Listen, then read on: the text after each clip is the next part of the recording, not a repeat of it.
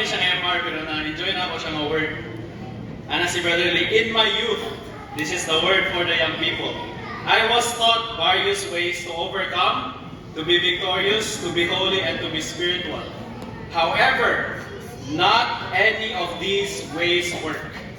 Nothing works but the Lord's presence. His being is with us is everything. So for the young people, we are not here mainly to be victorious, holy, or spiritual. We are here for the Lord's presence. That's why I encourage you to join the full-time training. You will learn it much more to depend upon the Lord's presence in the full-time training. You see, sa hymn na to today, never think that your Christ is small. Christ needs you and so do we all.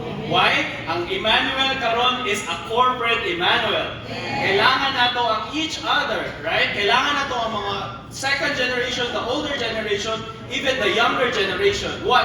To stand firm in the Lord. Right? Then the recovery will go on in the purest way. Amen? So, let's go to the full-time training. Amen? I encourage young people to go to the full-time training, not to be spiritual, not to be victorious, but to learn to obey, and to learn to abide in the Lord's presence.